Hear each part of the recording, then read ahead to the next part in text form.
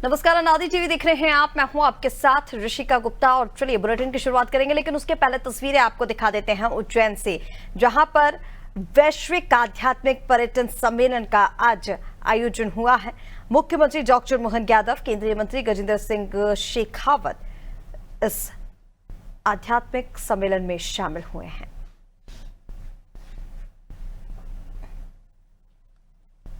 पूजन सामग्री आज जैसा कि कहा गणेश चतुर्थी है। माननीय पर्यटन और संस्कृति मंत्री भारत सरकार, आपका स्वागत, आपका हार्दिक अभिनंदन। गजेंद्र सिंह शेखावत जी हमारे बीच उपस्थित हैं। संजीव अग्रवाल जी भी इस स्वागत अभिनंदन में शामिल हों। सामने चढ़ जाओ। प्रमुख सचिव संस्कृति आदरणीय श्री शेखर शुक्ला जी। अरे सामने चढ़ जाना। अग्रवाल जी से निवेदन है वे भी मुख्यमंत्री जी का अभिनंदन स्वागत करें। ये इस अवसर पर बहुत ही समीचीन है माननीय मुख्यमंत्री जी कि पीएचडी चैम्बर ऑफ कॉमर्स जबकि मध्य प्रदेश पर्यटन बोर्ड के साथ जुड़कर एक नया अध्याय लिख रहा है, तब अपनी ओर से एक आत्मीय अभिनंदन स्वागत आपका भी। माननीय प्रमुख सचिव संस्कृति आदरणीय श्री शेखर शुक्ला से भी गुजारिश है इस अभिनंदन में शामिल हों। माननीय केंद्रीय मंत्री पर्यटन संस्कृति गजेंद्र सिंह शेखावत जी और उनका स्वागत महासचिव डॉक्टर रंजीत मेहता जी। शिव शेखर शुक्ला जी, प्रमुख सचिव संस्कृति, आपसे भी निवेदन है, आपने माननीय मुख्यमंत्री जी का या हमारे केंद्रीय मंत्री जी दोनों ही अतिथि हैं और दोनों की उपस्थिति हमारे लिए अत्यंत प्रेरक है। ये महाकाल की प्रति गति एक अलग आध्यात्मिक चेतना का स्फुरण हमारे भीतर करती आई है। और ये अंग वस्त्र, जैसे कि हमारी भारतीय परंपरा है, अंग वस्त्र के साथ एक पवित्रता का, सम्मान का भाव हमारे भीतर सहज उपजता है। आदरणीय संत प्रवर श्री धीर गौरदास जी हमारे बीच उपस्थित हैं। हम श्री राजन सहगल जी से गुजारिश करते हैं कि वे हमारे आध्यात्मिक गुरु संत आदरणीय श्री धीर गौरदास जी का अभिनंदन करें, स्वागत करें। और अब आदरणीय अनिल पाराशर, राष्ट्रीय अध्यक्ष पर्यटन कमेटी, उनसे निवेदन है कि माननीय प्रमुख सचिव संस्कृति जी शिव शेखर शुक्ला जी का स्वागत करें।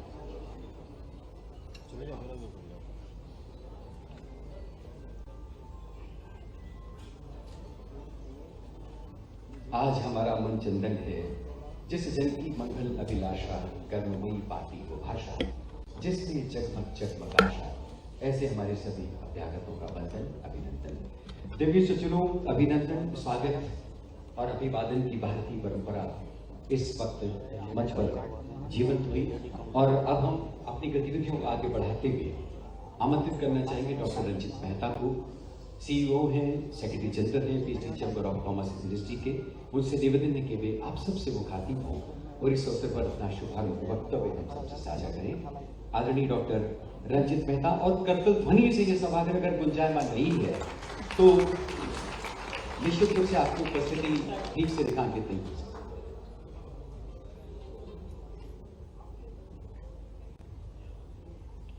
नमस्कार। जहां महाकाल का आशीर्वाद हो, शिप्रा का प्रवाह हो, वहीं से शुरू होती है एक नई कहानी आध्यात्मिक पर्यटन की। In the presence of honourable chief minister Shri doctor Mohan Yadav ji के, श्री गजेंद्र सिंह शेखावत जी जो कि हमारे केंद्रीय मंत्री हैं पर्यटन और कल्चर के, हमारे संजीव अग्रवाल जी चेयरमैन हैं हमारे PHD CCI Madhya Pradesh chapter के, mister Shukla principal secretary tourism, mister Anil Parashar chairman of tourism committee, Sehgal ji, और हमारे साथ कई धर्म गुरु यहाँ पे जुड़े हुए हैं और आप सब लोग जो यहाँ पे उपस्थित हैं। आज आप जो PhD CCI यहाँ पे स्पिरिचुअल टूरिज्म कॉन्क्लेव कर रहा है, इस महान कार्य के एक बहुत ही फाउंडेशन स्टोन की तरह आप काम करेंगे, क्योंकि जो honourable chief minister doctor Mohan Yadav ji ने ये कदम लिया है, जो आज की दुनिया है जहां पे आप देख रहे हैं टैरिफ लग रहे हैं, इकोनॉमिक इंटरेस्ट के लिए बहुत सारी ऐसी अव्यवस्थाएं हो रही हैं, उस समय इस टूरिज्म कॉन्क्लेव का आयोजन करना अपने आप में एक बहुत बड़ी घटना है, वो भी उज्जैन में। उज्जैन इसलिए कि ये उज्जैन जो है हमारे देश की आत्मा है। यहाँ पे महाकाल का, यहाँ पे पर्यटन की बात आती है, उसकी समृद्धि की बात आती है, तो एक समावेशी नेतृत्व हमें दिखाई देता है। माननीय मुख्यमंत्री डॉक्टर मोहन यादव, माननीय प्रधानमंत्री जी के सबका साथ, सबका विकास और सबका विश्वास, इस बुनियाद पर मध्य प्रदेश को एक सशक्त नेतृत्व प्रदान कर रहे हैं। और उसी क्रम में ये दो महत्वपूर्ण उपस्थिति आदरणीय अनिल जैन जी की, आदरणीय गौतम कटवाल जी की हमारे साथ बन रही है। बहुत बहुत स्वागत आपका केंद्रीय चैम्बर ऑफ कॉमर्स और मध्य प्रदेश पर्यटन बोर्ड की ओर से। देवी सज्जनों, डॉक्टर रंजीत मेहता जी ने आपको अपने शुभारंभ वक्तव्य में कई सारी जानकारियां दी, लेकिन इसमें एक और महत्वपूर्ण पहलू जोड़ने के लिए हम आदरणीय श्री संजीव अग्रवाल जी को आप सबके बीच आमंत्रित करना चाहेंगे। PhD chamber of commerce Madhya Pradesh chapter के अध्यक्ष हैं आदरणीय श्री संजीव अग्रवाल। 3500 का नहीं आ रही ना, तो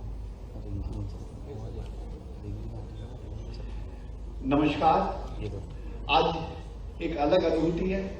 उज्जैन की नगरी में हम महाकाल की नगरी में बैठे हैं और जो महाकाल के सबसे बड़े भक्त डॉक्टर मोहन यादव साहब के साथ बैठे, ये गौरव है हमारे लिए।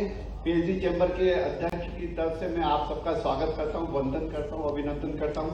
साथ में हमारे देश के जो पूरे पर्यटन और संस्कृति को चला रहे हैं, गाइडेंस दे रहे हैं, जिनके मार्गदर्शन हो रहा है, डॉक्टर गजेंद्र सिंह शेखावत सर का स्वागत करते हैं, वंदन करते हैं, अभिनंदन करते हैं। तो कोशिश करो तो चीजें बहुत सारी हो रही हैं। जैसे पीएचडी चैम्बर कोशिश कर रहा है, वहाँ से हमारे श्री सुमन बिरला साहब आए हुए हैं, जो कि अतिरिक्त सचिव है, महासचिव है पर्यटन मंत्रालय के, सर तो साथ में ही है। और हमारे प्रदेश के एसीएस है शिव शक्ल शुक्ला साहब, जो बहुत मेहनत कर रहे हैं पर्यटन को, संस्कृति को नए आयाम पे पहुंचाने की। 2028 के महाकुंभ की तैयारी में डॉक्टर साहब के साथ में हमारे अनिल पाराशर साहब, जो पर्यटन समिति पीएचडी के चेयर कर रहे हैं, उनका भी स्वागत है। रंजन सहगल साहब जो को चेयर कर रहे हैं, मेरे साथी डॉक्टर रंजीत मेहता साहब जो हमारे सीईओ हैं, हम सब मिलकर कोशिश कर रहे हैं, क्योंकि ये स्पिरिचुअल टूरिज्म हमारे देश के लिए बहुत ज्यादा है। हम पहचाने जाते थे आज 2000, 2500, 3000, 5000 साल पहले गीता जी हमारे यहाँ कही गई थी, वही स्पिरिचुअल टूरिज्म है, उसको दोबारा जागृत करना है। कुछ बीच के Dr. Ranjit Mehta, CEO and Secretary General, esteemed dignitaries, leaders, industry colleagues and friends.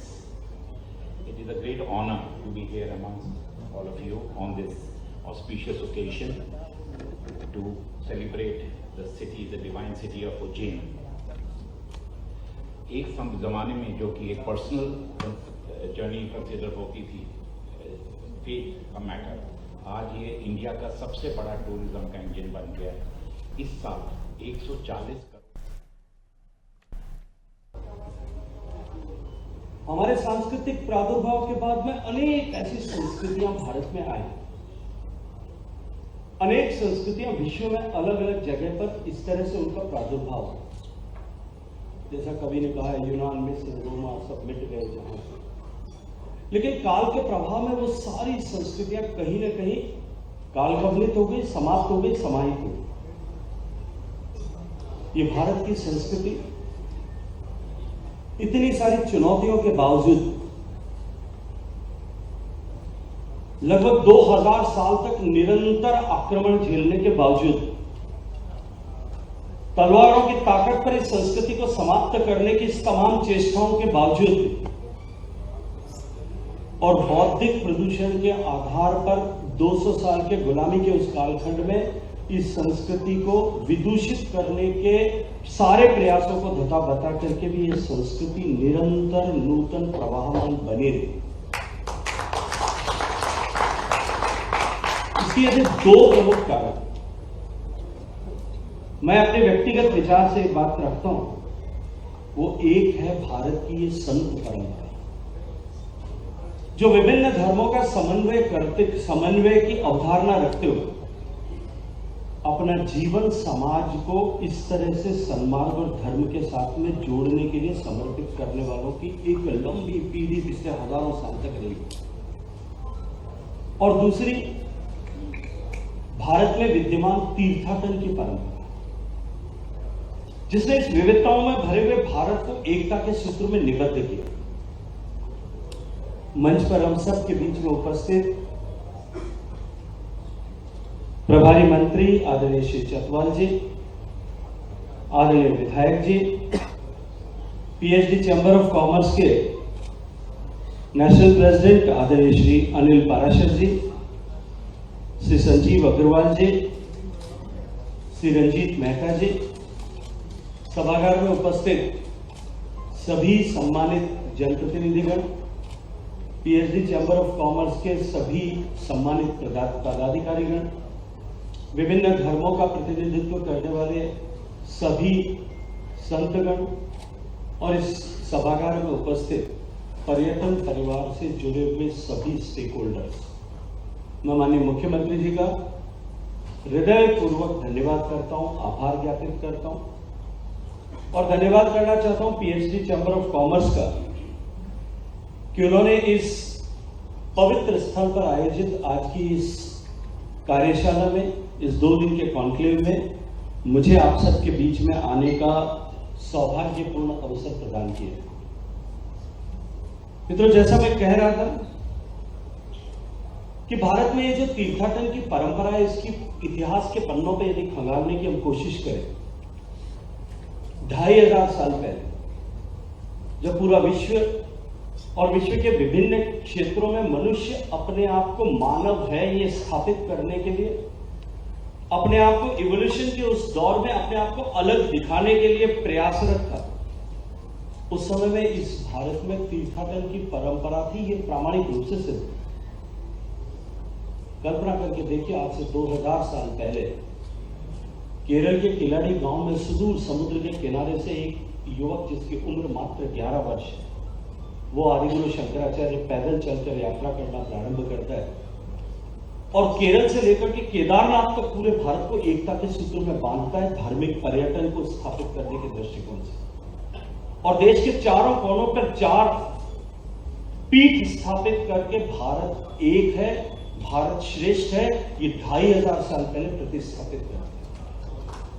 Guru Nanak Dev अपने जीवन काल में 24 साल के कालखंड में 1500 के साल से लेकर के 1524 भारत, क्योंकि उस समय का भारत की कल्पना जो आज हम नक्शे पर भारत करते हैं ऐसा नहीं था, अखंड भारत, विस्तृत भारत। उस 24 साल में 28,000 किलोमीटर पैदल यात्रा करके सुदूर पर्शिया तक जाकर के इस भारत की संस्कृति, भारत की सभ्यता, भारत का विचार और भारत की परसोच, इनको लोगों के बीच में प्रतिस्थापित करने के लिए यात्रा करते हैं और लोगों को जो संदेश देते हैं, कीरत, वंड छको और सुमिरन करो। कीरत का मीन्स ऐसा काम करो जिससे कीर्ति प्राप्त हो, लोक कल्याण की भावना के निमित्त करें। वंड छको मीन्स मिल बांट करके सब लोग खाओ और साथ में नाम जप का सुमिरन करो, ये संदेश देकर के जाता है। ये परंपरा भारत को भारत बनाती है। अनेक लोग इस बात का प्रश्न करते हैं और अनेक बार इस बात का प्रश्न करते थे, बहुत सुनियोजित तरीके से 2 साल के उस गुलामी के कालखंड में ये स्थापित करने की कोशिश की गई कि अंग्रेजों के आने से पहले भारत एक देश नहीं था। अनेक इतिहासकारों ने, अनेक तरह के दूषित मानसिकता वाले लोगों ने इस बात को प्रतिस्थापित करने के लिए पुस्तकें लिखी, इतिहास के शोध ग्रंथ उस समय राज्याश्रय में लिखे गए। दुर्भाग्य से आजादी के बाद में जिस तरह की व्यवस्थाएं रही, उन लोगों ने भी उसी मानसिकता के साथ में ऐसे लोगों को प्रश्न देते हुए, ऐसे वामपंथी विचारों को प्रश्न देते हुए लिखा कि भारत कभी एक देश नहीं था, विभिन्न सल्तनतों में, विभिन्न रियासतों में बटा हुआ एक भूभाग जो आपस में कहीं कभी युद्धरत थे। मुगलों ने आकर के उसको एक किया। उन्होंने कहा कि अंग्रेज ने आकर के भारत को भारत बनाया। मुझे जब कुंभ हो रहा था, एक दिन किसी ने पूछा तो मैंने कहा कि 2,500 साल का इतिहास तो कुंभ का हमने, जब हमने अभी प्रयागराज में महाकुंभ हो रहा था तब हमने वहां, मेरे मंत्रालय ने एक एग्जीबिशन किया और उसमें हमने 2000 साल के लिखित प्रमाण जो कुंभ के, भगवान बुद्ध जब कुंभ में आए थे तब से लेकर के सारे प्रमाण हमने उसमें जो है तो वहां पर प्रदर्शित किए। और तब मैंने ये कहा था ये कुंभ जो 2000 साल से होता है, जिसमें पूरे देश से अनेक कोनों से अलग अलग मत के, अलग अलग संप्रदाय के, अलग अलग पूजा पद्धति के, अलग अलग विचार के, अलग अलग क्षेत्र, अलग अलग भाषा, अलग अलग बोली, अलग अलग संस्कृति, इन सब के मतानुयायी, इन सब के धर्मानुयायी आकर के एक जगह एक आस्था के साथ में एक सूत्र में भारत को बांधते हुए यहाँ कुंभ में आकर के मां गंगा की पवित्र गोद में स्नान करते। ये भारत एक भारत है। इस तीर्थाटन ने और भारत की इस धर्म परंपरा ने भारत को एक भारत बनाने का काम। और आज भारत जिस अखंड स्वरूप में हम सब के सामने विद्यमान है, और हमारी ये जो संस्कृति नित्य नूतन प्रवाहित होती हुई आज भी सनातन बनी हुई है, यदि उसका मूल आधार कहीं है तो वो हमारा ये जो धर्म का तंतु जिसने हम सबको बांधा, और ये तीर्थाटन की परंपरा जिसने हम सबको बांधा। भारत में जैसा मैंने कहा, तीर्थाटन एक परंपरा का पार्ट है। कालांतर में धीरे धीरे कहीं बढ़ती हुई चुनौतियों के चलते हुए कुछ शिथिल हो रहा। मैं जब अपने यहाँ पे जो तीर्थ पुरोहित जो है डायरी में रजिस्टर करते हैं, वो एक पोथी में रजिस्टर करते हैं। मैं कई साल पहले, कोई 20 साल पहले एक बार केदारनाथ गया था, बद्रीनाथ गया था। मुझे पता है वहां तीर्थ पुरोहित आपको ढूंढेंगे, वो आपकी जो है एंट्री करेंगे, वो आपको लिखेंगे, आप सबके अनुभव में आया हो। मैंने उसको देखा, वहां मेरी ग्रेट ग्रेट ग्रैंडमदर, मतलब मेरी प्रपितामह, मेरी दादी माँ की सास, वो आज से 150 साल पहले बैलगाड़ी में बैठ करके घर से निकल करके केदारनाथ पे गई थी। हरिद्वार में, बद्रीनाथ में, केदारनाथ में, गंगोत्री में और वापस हरिद्वार में उनके जाने का सारा उल्लेख सह तिथि परिवार के सब सदस्यों के नाम सहित लिखा हुआ। और इस तीर्थाटन में उनको घर से निकल करके और वापस घर पहुंचने पे ऐसे बुजुर्ग बताते थे कि उनको वापस आने में 2.5 साल लगा।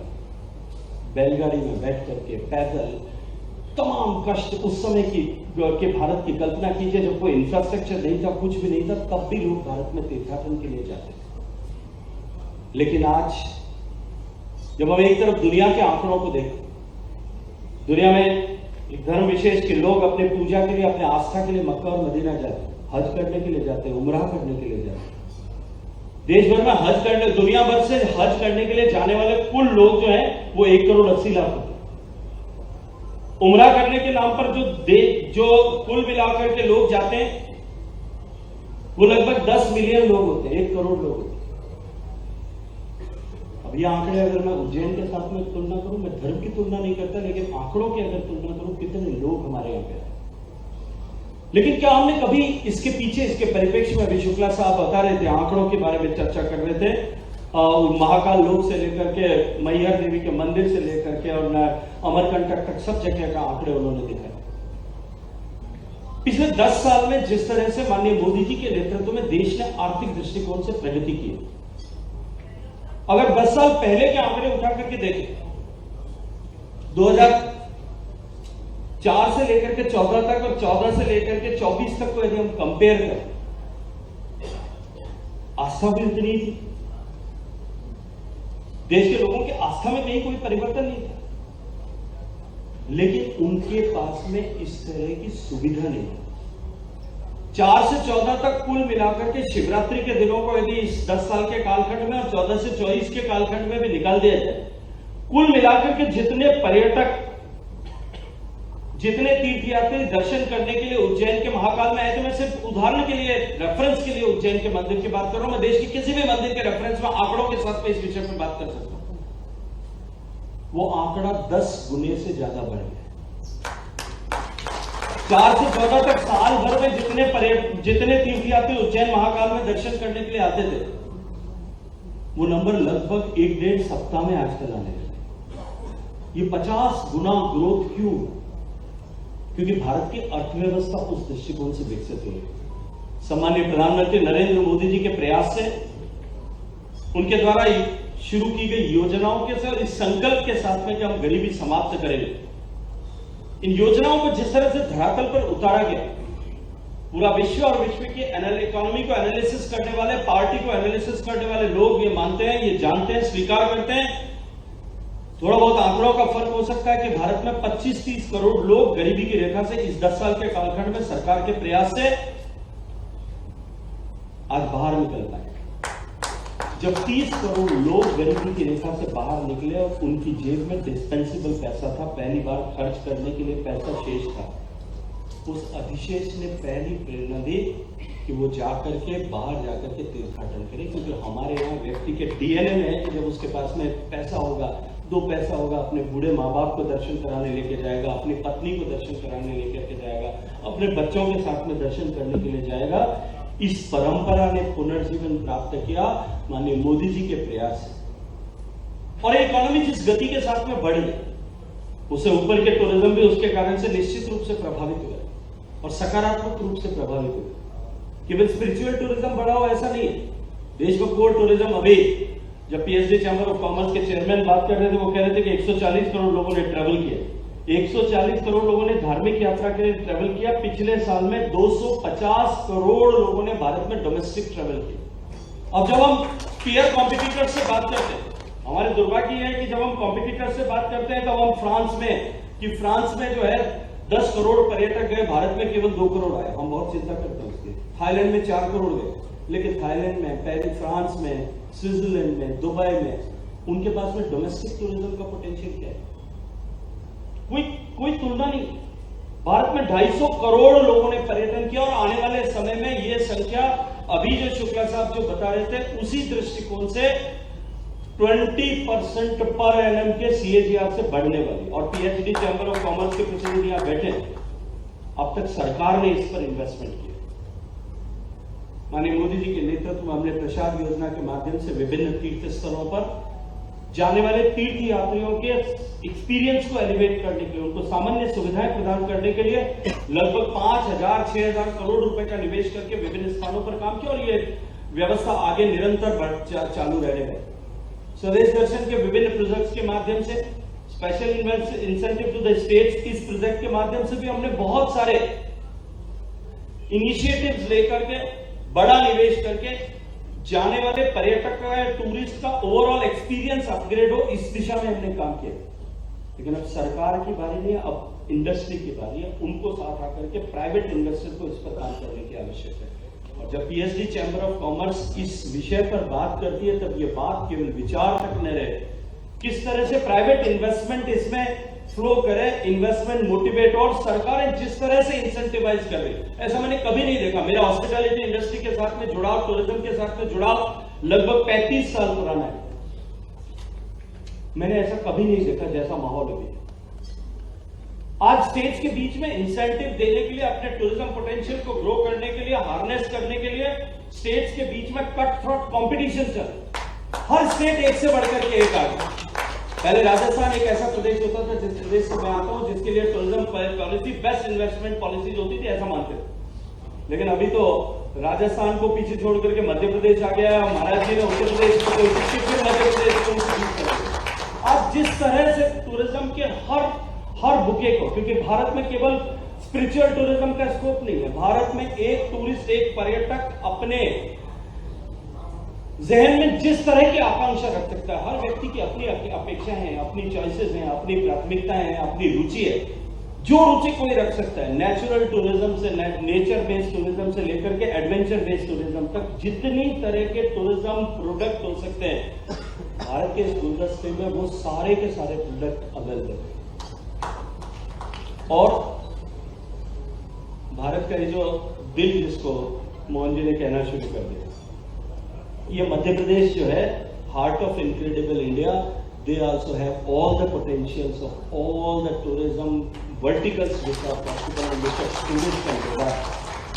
तो मध्य प्रदेश जैसा प्रदेश, जिसके पास जंगल है, जिसके पास नदी है, जिसके पास मंदिर है, जिसके पास तीर्थ हैं, जिसके पास जंगली जानवर है, जिसके पास में एडवेंचर टूरिज्म का स्कोप है, वाटर टूरिज्म का स्कोप है, जिसके पास हेरिटेज टूरिज्म का स्कोप है, मैं तो धन्यवाद करना चाहता हूँ। मैं रास्ते में जब आ रहा था तब मुझे मोहन जी के साथ में, आदरणीय मुख्यमंत्री जी के साथ में, तब मुझे बता रहे थे कि इन्होंने स्टेट आर्कियोलॉजी डिपार्टमेंट के जितने भी असेट्स थे, उनमें से कुछ असेट्स को आइडेंटिफाई करके उन असेट्स को फ्यूचर में जो है टूरिज्म प्रोडक्ट के रूप में कन्वर्ट किया जा सके, इसके लिए उनको डिनोटिफाई करके उनका काम करना शुरू करें।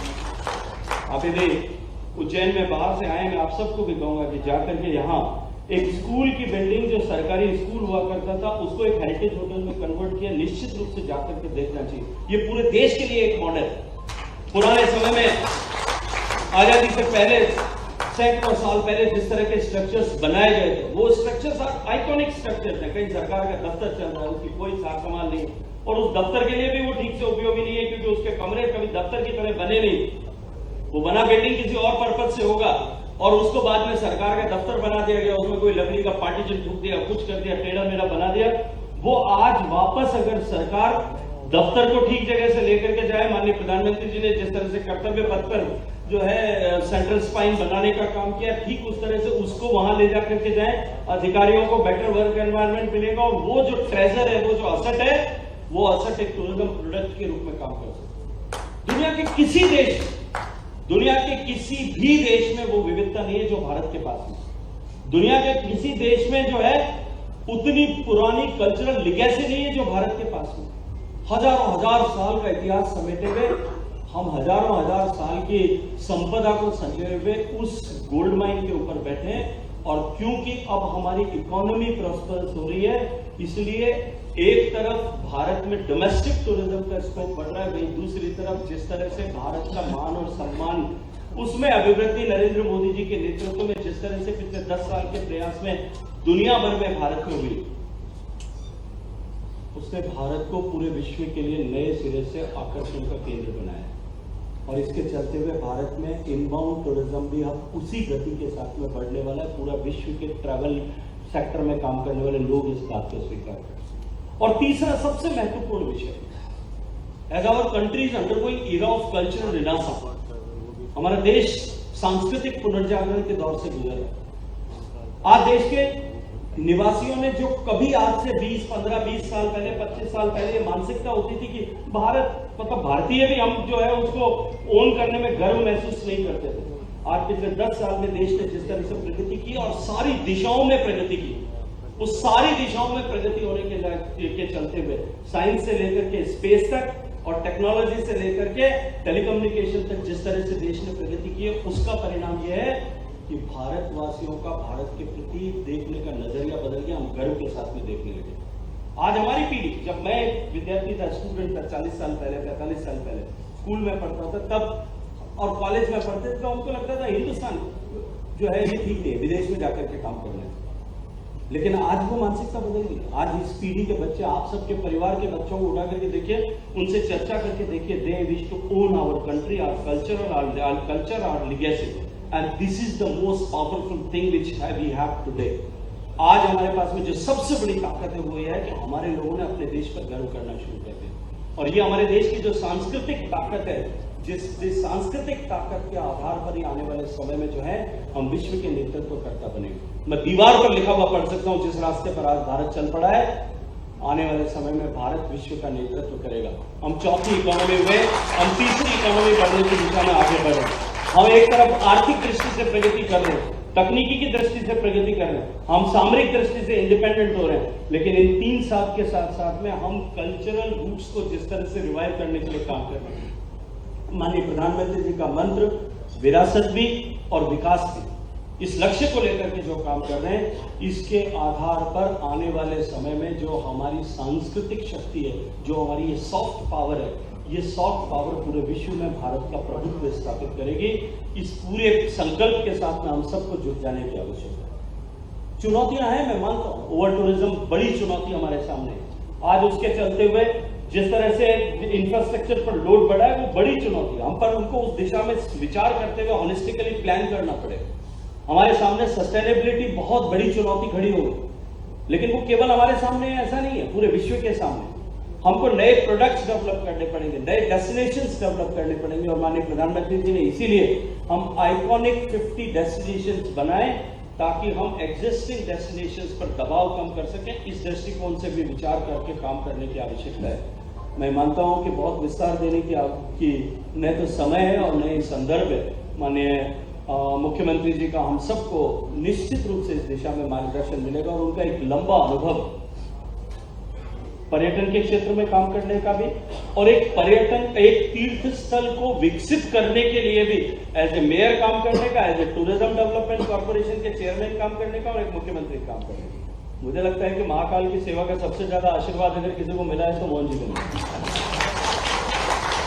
तो आगे की सारी बात आदरणीय मुख्यमंत्री जी के लिए छोड़ते हुए मैं आप सबका हृदयपूर्वक धन्यवाद करता हूं, आप सबका अभिनंदन करता हूं, आप सबका अभिवादन करता हूं।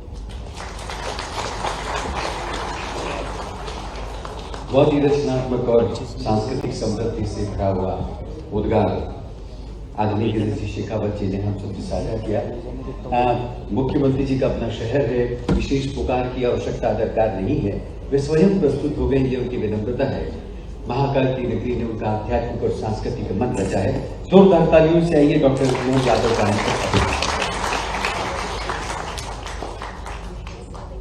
हम सबका सौभाग्य है और ये बाबा महाकाल की कृपा है। हमारे चाहने से न चाहने से ये काल की नगरी और काल सबका समय नियत करता है। ये परमात्मा की इच्छा है कि आपका काल भारत का है, दुनिया देख रही भारत की तरफ। इस आनंद के साथ इस भारत के चारों तरफ के जिस प्रकार से पूरब पश्चिम उत्तर दक्षिण हर तरफ से सुखद समाचार आ रहे हैं। जो हमसे जुड़े वो आनंद में डूब रहे हैं, जो हमसे अपने आप को कंपटीशन में मान रहे वो अपने आप को असुरक्षा महसूस कर रहे हैं। वो उनकी जाने, हम अपनी जाने। बोला जय महाकाल। आज के इस अवसर पर भारत का टूरिज्म, कल्चर और कई प्रकार के अपने कामों के बलबूते पर देश भर में अपनी एक अलग पहचान बनाने वाले हमारे यशस्वी पर्यटन एवं संस्कृति माननीय गजेंद्र सिंह शेखावत जी का मध्यप्रदेश में उज्जैन में आपका अभिनंदन है, आपका स्वागत। मंच वैसे तो बहुत प्रतिष्ठित मंच है और जिस प्रकार से हमारे माननीय अनिल पारासर जी ने अपनी बात कही है कि आज आपका बैनर ये मैं तो मान के चलता हूँ कि जिस प्रकार से आपने अपनी संस्था के माध्यम से ये एक अच्छा सुखद अवसर मध्यप्रदेश को दिया है। अभी माननीय मैं मंत्री जी से ही बात करता रहा रास्ते में कि आपने कहा, हमने विचार किया कि इस विषय को और आगे बढ़ाएं, ये पूरे देश का विषय बने, ये पूरे देश के लिए आधार बने। एक तरह से हमारी रीति धार्मिक पर्यटन की नगरिया जिसको तीर्थाटन की नगरी बोलते हैं, ये हमारी सभी प्रकार की व्यवस्थाओं से दुनिया को परिचित कराने के लिए भी और सच्चे अर्थों में हम जिस निमित्त इन सारे संस्थानों में जाते हैं, वैसे तो लंबी बात होगी लेकिन मैं मान के चलता हूँ आज के इस मंच पर विराजमान माननीय प्रभारी मंत्री गौतम टेटवाल जी, माननीय संजीव अग्रवाल जी, माननीय पारासर जी, राजन सहगल जी, उद्योग जगत के और मीडिया जगत के, और मैं सामने अगर देख रहा हूँ तो हमारे लिए देश भर के ऐसे बड़े बड़े ट्रस्ट के, अब ये हमारे लिए तिरुपति बालाजी के ट्रस्ट से भी पदाधिकारी पधारे, उनका भी मध्य प्रदेश की धरती पे स्वागत अभिनंदन। काशी विश्वनाथ ट्रस्ट से भी यहाँ लोग आए हैं, कुछ वर्चुअल भी जुड़े हुए, महाकाल ट्रस्ट से, साईं बाबा शिरडी के साईं बाबा से और आनंदपुर धाम से आप पधारे, आपका भी अभिनंदन, आपका भी स्वागत। हमारे लिए स्थान अब पहले भक्ति चारू जी महाराज के समय आपने सही कहा महाराज जी, भक्ति चारू जी महाराज ने जब सुमस्त का आयोजन हुआ उसके बाद वो यहाँ करके उनने अपने देश के साथ खासकर जैसे भगवान कृष्ण की लीलाओं से जुड़े स्थानों पर हमारे स्थान की थोड़ी दृष्टि रहती है और वो उससे जोड़ करके आज के संदर्भ में इस काम का विकास चाहते हैं। और विकास इस काम का विकास नहीं, इस काम के माध्यम से हमारे बीच वो पवित्र भावना लाना चाहते हैं। तो हमने कहा कि जब द्वारका में है, मथुरा में है, तो शांतिपनी की नगरी कैसे छूट सकती है। हमारे लिए उज्जैन का ये आनंद है और भगवान कृष्ण का जो जीवन का परिवर्तन आया बड़े पैमाने पर, यद्यपि कंस को पराजित करने के बाद उनका विराट रूप दुनिया ने भले ही देखा, लेकिन विराट रूप का बीज अगर कहीं पड़ा तो वो उज्जैन अवंतिका शांतिपनी आश्रम में पड़ा।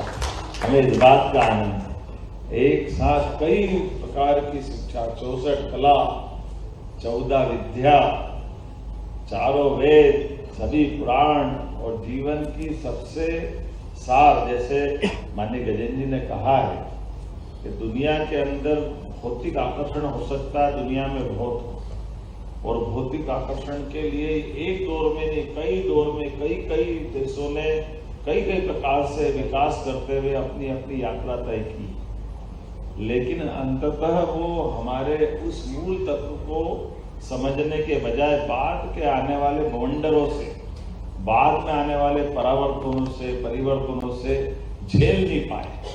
उनके अंदर वो लचीलापन नहीं था।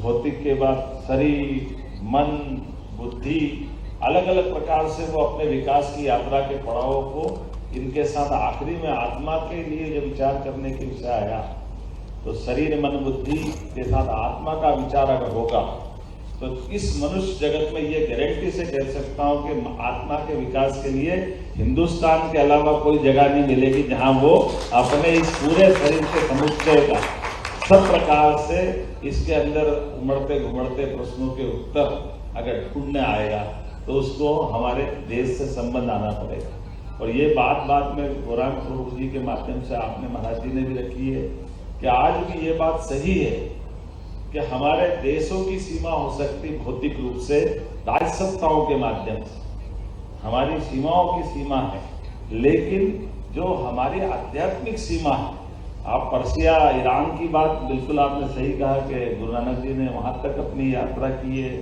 और जब बौद्ध धर्म के बामियान की प्रतिमाओं पे तोप के गोले जब अफगानिस्तान में चल रहे थे, तो वो प्रतिमा पे नहीं, हमारे सबके कलेजे पे चल रहे थे। हमारे अंदर में वो भावना के आधार पर एहसास हो रहा था कि कहाँ तक हमारा सांस्कृतिक रूप से ये हिंदुस्तान था, और ये परिस्थितियों के कारण से।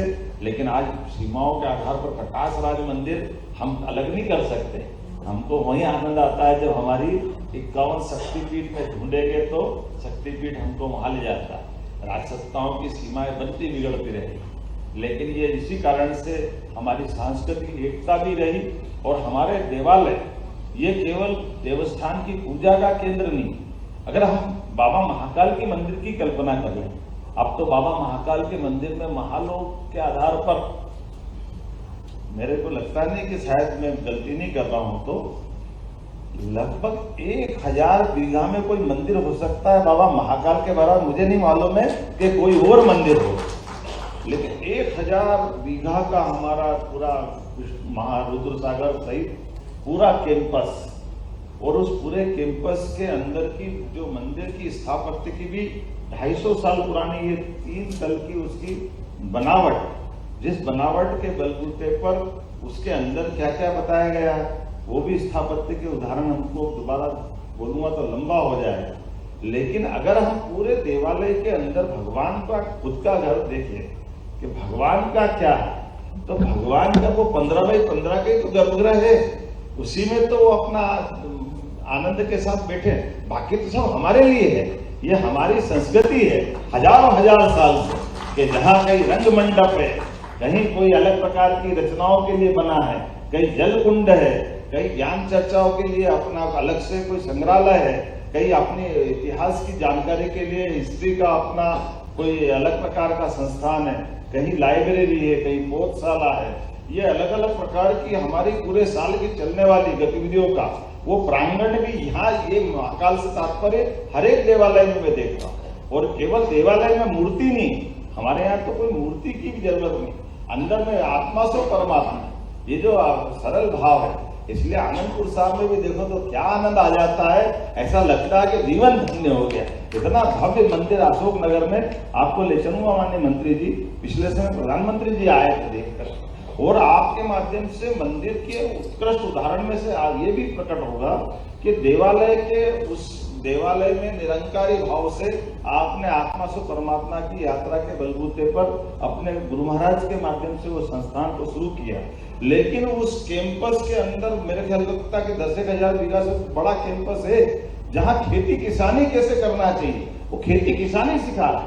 और खेती किसानी के साथ में आप ये जो बंड छकू आपने कहा, वास्तव में भंडारा साथ में भोजन परमात्मा ने सबके भाग्य में दिया, लेकिन जियो और जीने दो के साथ खाओ और खाने दो का भगवान का जो प्रसाद के रूप में भोजन लेते हैं। क्योंकि ये बात सही है कि हाँ, हमारे यहाँ खाना का बुलाना ये भी अपराध माना जाता है, क्योंकि खाना जैसे ही कहते हैं, ये खाना हमारा शब्द नहीं, हमारे यहाँ भोजन का शब्द है।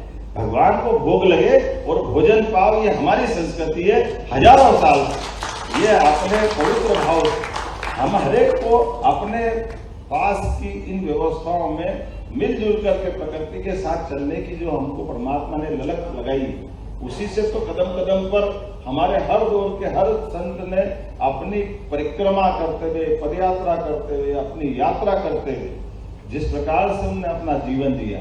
तो आज के इस अवसर पर चूंकि राज्य के मुख्यमंत्री होने के नाते से माननीय संस्कृति और पर्यटन मंत्री यहाँ मौजूद है, ऐसे में हमारे देवालयों की मूल भावना भगवान के स्थान पर आकर केवल हाथ जोड़ने से वो तो आशीर्वाद देंगे ही भगवान, लेकिन सच्चे अर्थों में कई जन्मों के पुण्य के बाद हमको जो शरीर मिला, इस शरीर के अंदर जो अनंत संभावना छिपी हुई, उस संभावनाओं का हम सदुपयोग करें।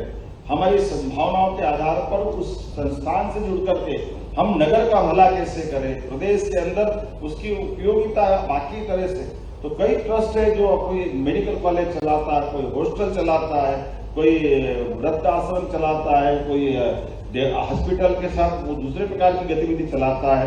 तो ये जो सभी प्रकार की सामाजिक उत्तरदायित्वपूर्ण गतिविधियों चलाने के लिए पूरे देश के ऐसे संस्थानों को मिला करके पर्यटन के भले ही बैनर हो, लेकिन पर्यटन के साथ में तीर्थाटन की भावना के आधार पर मनुष्य मात्र का, समाजों का, प्रदेश का भला कैसे हो जाए, ये जो पूरी कल्पना की गई है, उस कल्पना का हमारा ये आधार है अपना ये आज की इस कार्यक्रम की मूल रचना। और इसीलिए कल्चर मिनिस्ट्री से कहा कि आज इस बैनर के माध्यम से हम बैठे हैं, तो इस बैनर को और बढ़ाने की आवश्यकता माननीय मंत्री जी ने कहा है कि हम बार बार बैठेंगे, पूरे देश के सामने मॉडल खड़ा करेंगे और हर एक राज्य के अंदर ऐसे बेहतर से बेहतर जो संस्थान है उनकी विकास की कौन कौन सी अच्छी बातें वो आपस में शेयर करेंगे, आपस में चर्चा करेंगे, एक दूसरे के साथ बांटेंगे। उन सारी बातों को लेकर कैसे हम अपने को इस तरह से और समृद्ध हो सकते हैं।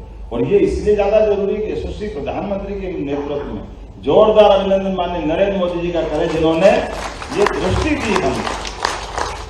आप बताइए, बनारस कई साल पहले से आते थे और अहिल्या माता ने हमारे इंदौर से जाकर वो अहिल्या माता ने उस काल में जब बहुत कठिन काल और उनकी तो केवल 5 जिले की सत्ता थी, लेकिन उन्होंने यहाँ दृष्टि दी कि बनारस में भी पूजा करने के लिए अहिल्या माता ने बनारस का आज मंदिर हमको उपलब्ध कराया। भगवान के उसी मंदिर में आज भी पूजा हो रही है। ठीक है, वो पुरानी वो घटना के बाद और भी कुछ चीजें जुड़ रही है, वो अपन देखेंगे।